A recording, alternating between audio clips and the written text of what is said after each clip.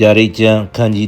30ခွန်အားကြီးသောကောင်းကင်တမန်တစ်ပါးသည်မိုးတင်ကိုဝစ်လျက်ကောင်းကင်ကဆင်းသက်သည်ကိုငါမြင်၏သူ၏ခေါင်းပေါ်၌တက်တန်ရှိ၏သူ၏မျက်နှာသည်နေကဲ့သို့ဖြစ်၏သူ၏ခြေသည်လည်းမီးခဲတိုင်ကဲ့သို့ဖြစ်၏ဖွင့်ထားသောစားဆောင်ငယ်ကိုကင်လျက်ရှိ၏လက်ရာခြေသည်ပင်လယ်ပေါ်မှ၎င်းလက်ဝဲခြေသည်မြေကြီးပေါ်မှ၎င်းနင်း၍ရှင်သေးဟောက်တကဲ့သို့ကြီးသောအတန်နှင့်ကြွေးကြော်လေ၏ကြွေးကြော်ပြီးမှမိုးကြိုးတံ9ချက်မြည်လေ၏မိုးကြိုးတံ9ချက်မြည်ပြီးမှ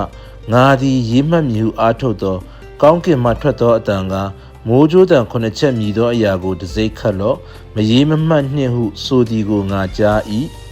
ထိုအခါငါမြင်၍မြေနှင့်ပင်လယ်ပေါ်မှရက်နေသောကောင်းကင်တမန်သည်လက်ရလက်ကိုကောင်းကင်သို့ချီပြီးလျှင်ဖျားသခင်၏ကျွန်တော်မျိုးပရောဖက်တို့အားဝမ်းမြောက်စရာတည်င်းကိုဗျာဒိတ်ထားတော်မူသည်နှင့်ဆက်ဆိုင်သောဘုရားသခင်၏နည်းနည်းသောအရာသည်ကာလမနှေးဘဲတရမကောင်းကင်တမန်တဘိုးမှုတ်ခြင်းအတန်မြည်သောနေ့ရက်ကာလ၌ပြည့်စုံခြင်းသို့ရောက်မည်ဟု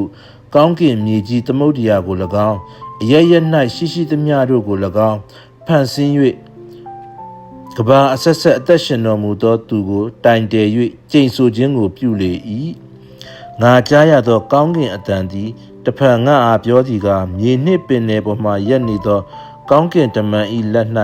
ဖွင့်ထားလျက်ရှိသောစာဆောင်ငယ်ကိုတွား၍ယူလော့ဟုဆိုလျှင်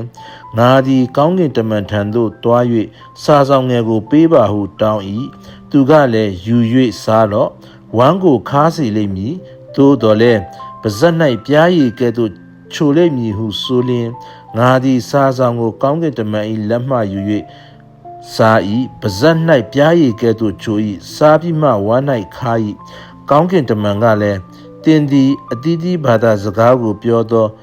လူအမျိုးမျိုးတို့၌၎င်းရှင်ဘုရင်တို့၌၎င်းတဖန်ပရောဖက်ပြု၍ဟောပြောရမည်ဟုဆိုလေ၏ဖတ်သွားသောကျမ်းပိုက်အဖြစ်နားထောင်ကြသောညီကိုမောင်နှမအယောက်စီတိုင်းပေါ်မှာဘုရားသခင်တည်တပံတာ၍ကောင်းကြီးပေးပါစေအာမင်